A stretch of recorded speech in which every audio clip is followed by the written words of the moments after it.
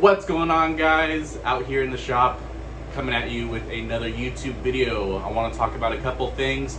First thing is going to be knife design. So, knife design. We're going to talk about intended use, features, steel choice, geometry, and practicality.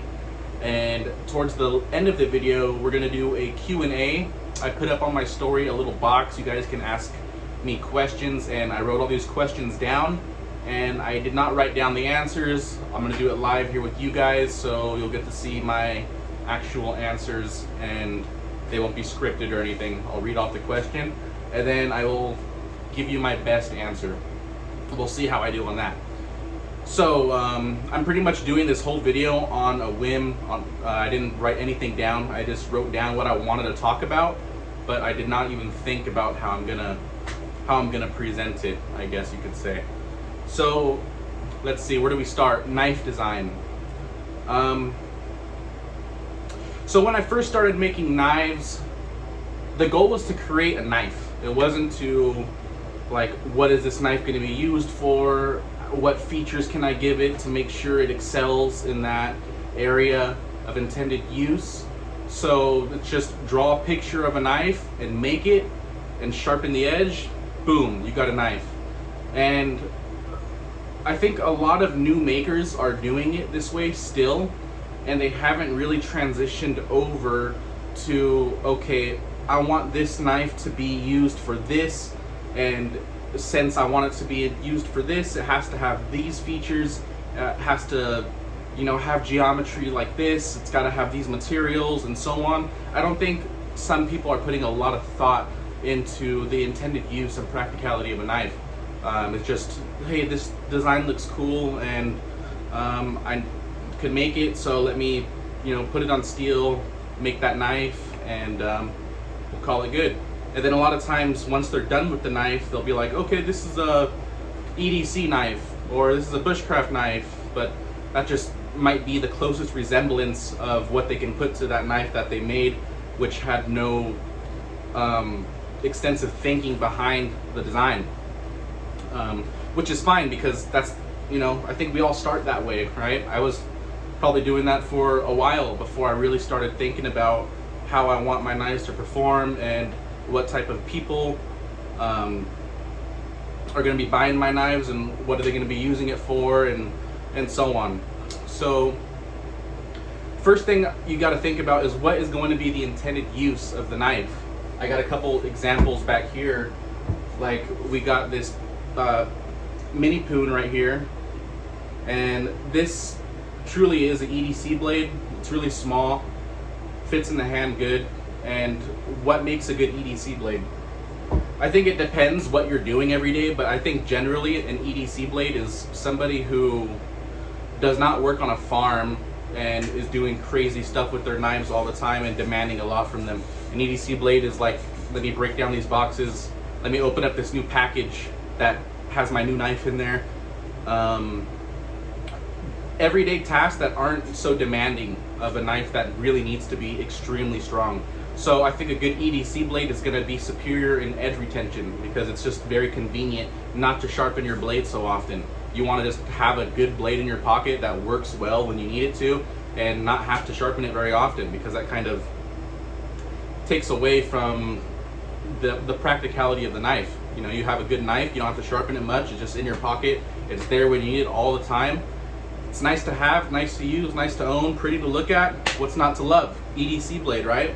I see a lot of people marketing EDC blades right now that are just really thick behind the edge, which is good for, you know, a bushcraft knife or a hard use knife. But when you're making an EDC blade, you want that thing to slice nice, clean every single time. You want to be able to cut open an apple. You want to do a little bit of minor food prep, and just for it to perform and do what you want. So I think that's what makes a good EDC blade. Let's talk about steel choice. You know, if I want an EDC blade, I want it to have good edge retention, which we already spoke about. So, you know, I'm going to go for the steel choices that are a lot higher in edge retention, and put that as the priority over maybe having it be extremely tough, like you would need in a bushcraft knife or some type of heavy use knife. I have this blade right here, this is the blanking out right now. This is the Woodchuck, 10-inch overall, good stout knife, and this is in a very it's decently tough steel right here. So geometry. Geometry of the blade is extremely important when you're talking about the intended use. Just like we talked about, if you want to do an EDC blade, it should have pretty slicey geometry, and it should be pretty thin at the edge so you can do whatever you want with it and not really worry about that it's gonna lack in cutting performance, as long as you're not doing anything too crazy with it. When you're making a bushcraft knife, here we got the Happy Camper. I left this a little bit thicker at the edge. This is at around 14 thousandths of an inch right there, which, you know, a lot of people are running like 25 thousandths on their EDC blades. It's too thick at the edge. It's just not going to perform as well. And even a bushcraft knife, when heat treated properly, you can get it decently thin and have it perform well. This is at 14 or 15 thousandths right now, and even as an EDC blade, that would be acceptable. But if you have a really good heat treat with the EDC blade, you can get under 10 thousandths of an inch and have it perform extremely well. I got the Mini Poon right here. This one is down to 9 thousandths. Not too bad. I can even take it a little bit thinner if I wanted to, but I think that's a good point right there to be at with the EDC blade. And practicality. If the knife isn't practical, it's just going to be a safe queen, if it's nice enough, in fact. But if it's a practical knife, you're going to want to carry it on you all the time. You're going to want to use it. It's going to be a joy to use, and you're going to want to show it off, and just to have it be a good tool that is on you when you need it pretty much all the time. I personally carry around my Wasp right here, and we'll get into this more in a second once we get to the Q&A. But this Wasp has been just a joy to use, a joy to keep on me, and this is my full 100% EDC intended use blade. That Poontang back there is a mixture of my the Mini Poon, I'm sorry, is a mixture of my Poontang and my Minnow kind of put together. And yes, it is a good EDC blade, but it still has that like fancy factor to it.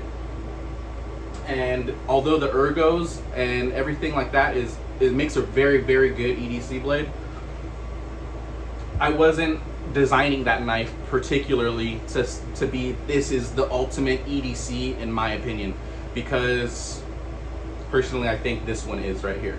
So I made the Wasp specifically to be an exceptional EDC knife, and in my opinion, the best one that I have handled personally as far as EDC fixed blade. And if you haven't seen a review on this, go and check it out. Bearded Gear did a review on this particular one that I'm holding. I'll if I can figure it out, I'll link his page down in the bottom. I'm still new to this whole YouTube thing. So knife design, let me see if I touched on everything.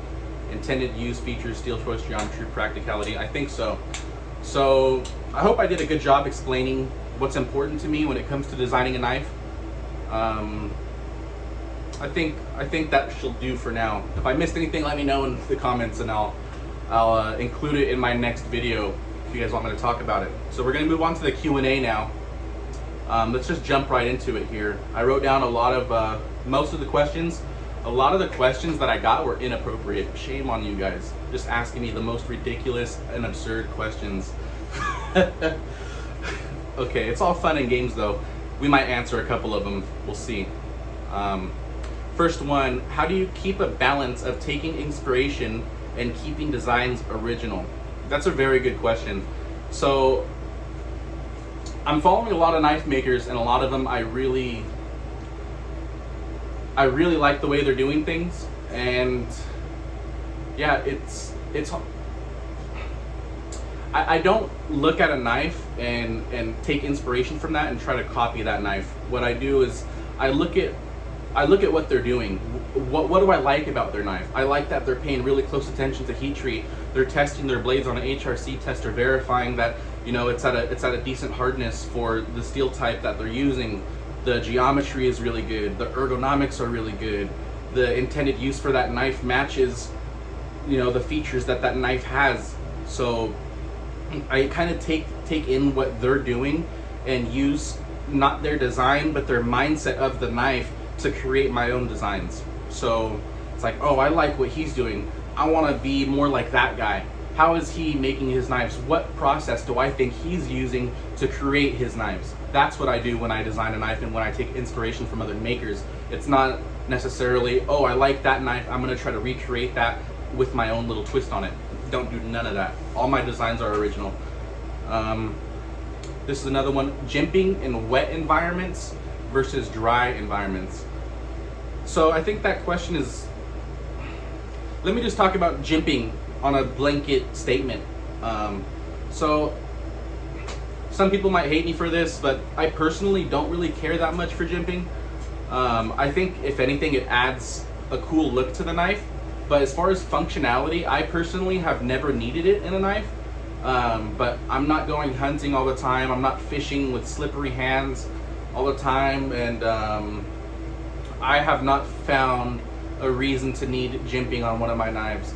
And I think even if I was in a situation where more traction would be good, I feel like better ergonomics of the handle and the way it fits in your hand is going to do far more than a set of jimping for your thumb. People might have different opinions on that, and that's perfectly fine, to each their own, right? So there's my answer for jimping. All right, tour of the Wasp, concept, dimensions, and steel. All right, you guys want a tour of the Wasp.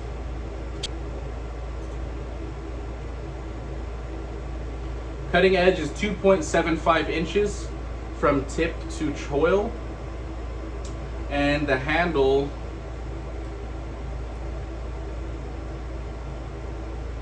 .3.8. So those are the dimensions of that. And then from top to bottom right here is 1 inch. And full flat grind. Let's see, what else were they asking? Concept. The concept of this knife was just to be a plain out great EDC knife, which it is, in fact. I left the handle nice and slim, but it's long enough to still get a full grip. I have large size hands, and I can get a full grip on there. It's very comfortable, and this nice swoop right in here just really locks your hand in with that gradual thickness as it gets towards the end right there. Just feels great in the hand, and perfect size to do little intricate work. Full flat grind, nice and thin at the edge, good geometry for EDC, and just a really awesome EDC knife. I'm honestly in love with the Wasp. I love it. So steel, this one happens to be in CPM 154, and this one is at 62 HRC. I'm planning on using a bunch of different steels. So there's a lot of trendy steels out there, Magna Cut and Apex Ultras getting starting to take on crew wear, and there's a bunch of good steels out there, and I'm gonna probably try all of them and do different batches of the same knife in different steels and different color combos. So yeah, this knife, you're gonna see a lot of it in different combinations of color for the scales, color for the sheath, and different steel options and different blade finishes. But it's all gonna be based around this amazing Wasp EDC knife right here. Next question. Okay, so favorite steel and why? I don't have a favorite steel. It really depends on what I'm doing. If I'm doing a bushcraft knife, I personally like 01 tool steel. I think it's a really good steel for bushcraft, easy to resharpen, holds a good edge, super tough. So, and then we get into things like, you know, if I'm making a fillet knife, I'm gonna want a lot of corrosion resistance. So whatever steel has the best corrosion resistance and mixture of that and edge retention will probably be my favorite steel for that, but it really depends what we're doing. I don't have a favorite steel. What do I ask myself when making a new knife? That's a good question. It sounds repetitive, guys, but in reality, what I keep asking myself is this design gonna fit my intended use of the knife? And if it doesn't, then how do I modify it to make sure it does that? That's my answer for that. Why is Dirtbag so awesome? I don't know, man. Dirtbag is an awesome guy. If you guys don't know him, Dirtbag _EDC. He's a great guy. You should give him a follow over on Instagram. He's a pretty cool guy. Not as cool as me, but you know, it's kind of hard to achieve that level. It's all good though. Cool guy. Love you, brother. Price for the Wasp. All right. You guys want to know the price for the Wasp here? Price for the Wasp is probably going to be $220 to $250, depending on materials and steel and so on. And chances are, if they're selling out really quick, and they get more and more popular, naturally the price will probably go up a little bit.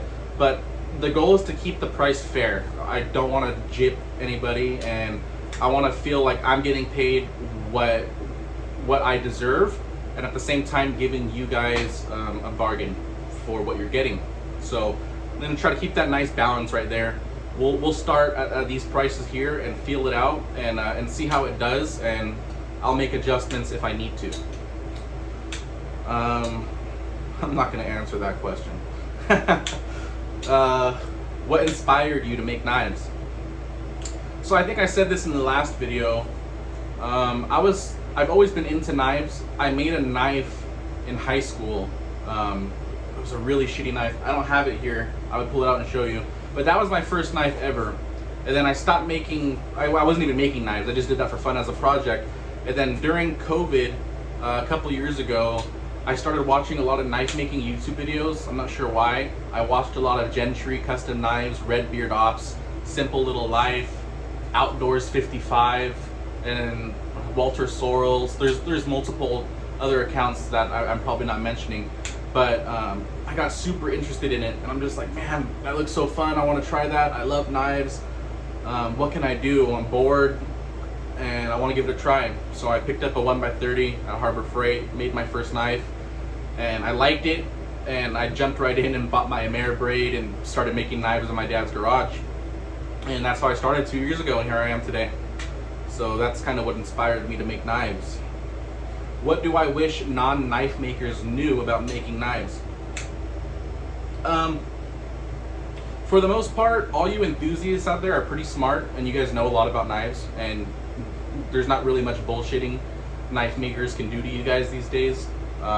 But I don't have to face this anymore since I'm not really doing customs, but you guys gotta understand, for all the knife makers out there that are doing customs, it is tough. I mean, you guys are doing 10 custom knives at a time, and each of those knives have 20 different specific details about them that have to be made to the expectations of the customer, and it's difficult. I've missed things on custom knives that were so simple but yet so important to the customer, and it just like, what a bummer it is when you do that. I gotta give them a partial refund or offer them to remake the knife, and I feel so bad, like, oh my god, my reputation, and you know, I can't be doing this, and it was just so stressful. So I stopped doing customs altogether, and now, you know, this is what I have moved on to. I'm gonna start doing batch work and all that jazz. So yeah, custom knife makers, give those guys a break. You know, making custom knives for multiple people at a time, it's not always fun. Definitely takes the fun out of it, especially when you have difficult customers to work with sometimes. But I'm thankful for everybody. I'm not answering that question either. God, you guys are disgusting. Alright, I'll answer this one. What's the deal with your mustache? I don't have one. I don't have a mustache. I had one a few days ago, a little baby one. I got my little peach fuzz going on. For those of you who don't know, I'm half Korean, half Mexican. And I don't know, I mean, I have nice, you know, thick hair, but no beard, hardly a mustache. It's kind of embarrassing. I don't care. I'm just kidding. I don't give a darn what you guys think of me.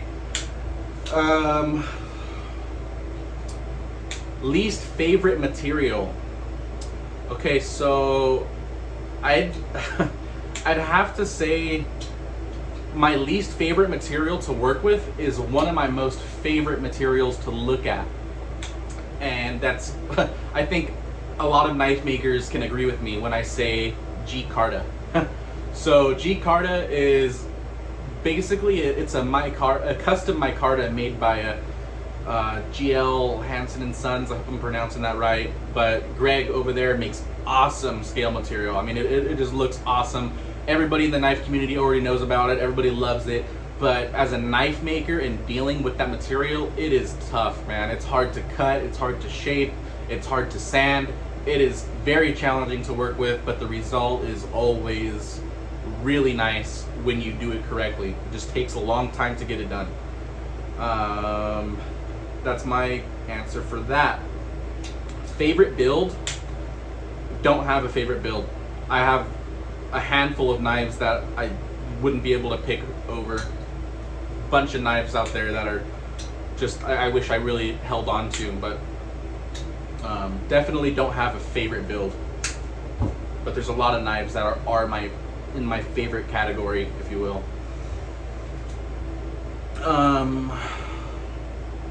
Sword making. Sword making is a whole nother craft. Swords are not practical in today's world. I think everybody can agree on that. It's more of an art piece. And I think it requires different material, not different material, but different machines. Generally forging, people who forge definitely, I think forging is better, sword making is better suited to people who forge. I do stock removal knife making, so it's a completely different craft. It's not the same. If I try to make a sword, I would, I'd probably fail miserably at my first attempt. It's safe to say that, I think. And this is a really good question. I think this is the last one. I'll go back up the list, make sure I didn't miss any. How important is the balance point of a knife? Great question. So, when we're talking about EDC blades, this is all my personal opinion, obviously. I don't think balance point matters. All these people are like, oh, you know, where's your weight reduction holes at? Like, you don't need none of that in an EDC blade. They're already light enough as it is. And I think if this Wasp, this doesn't have any weight reduction holes. If this Wasp was any lighter than what it is, it wouldn't feel as substantial. It just, like, it's a perfect weight right now. I don't want it to be any lighter. I don't have a scale. You know what? I actually do have a scale. Hold on a second. Let's weigh the Wasp. It's in here somewhere. Haha. Let's weigh the Wasp, shall we?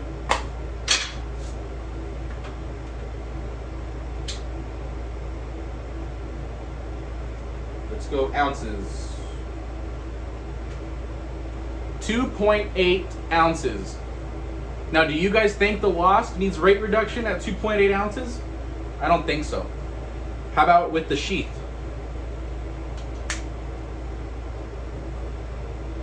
3.3. We're at 3.3 ounces with the sheath, and that's without weight reduction holes. I don't want the Wasp to be any lighter than that. I think once you get to like, what, you want it to be like 1 ounce? Come on, guys, like, it's gonna feel like you have a freaking feather in your hand. You wanna feel some of the weight. I think 2.8 is pretty darn good if you ask me. Now, when we're talking about bigger knives, let's say like this, why am I keep forgetting the name of this, woodchuck. Right now, without the scales, that's where the balance point is, right where your finger goes. Once I add scales on here, it'll be a tiny bit handle heavy, but it's not gonna make any noticeable difference when you're out in the field. Just won't. I think it'll be perfectly fine, and it'll do a great job.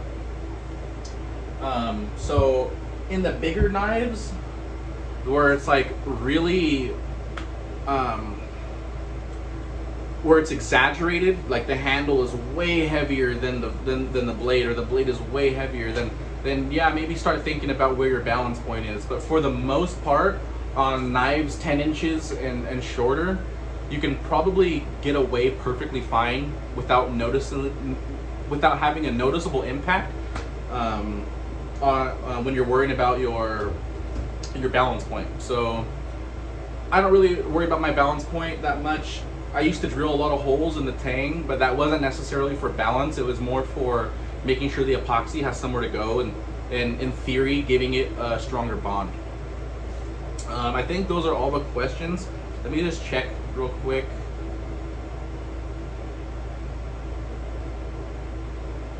That's pretty much it. Yeah, that's all the questions, guys. So this video went on pretty long.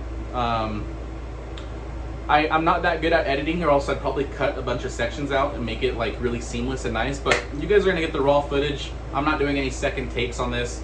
We're getting at 26 minutes here. It's kind of getting long. If you guys made it to the end, drop a comment and let me know you watched the whole video.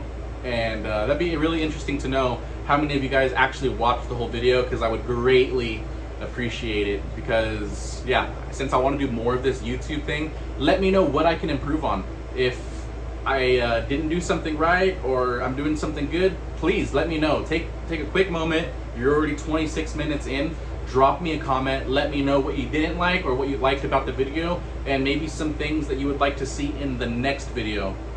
So thank you guys. Thank you for supporting me. I love you guys. You guys are awesome. And I'm gonna go continue to make some knives, and you guys enjoy the rest of your day, and peace.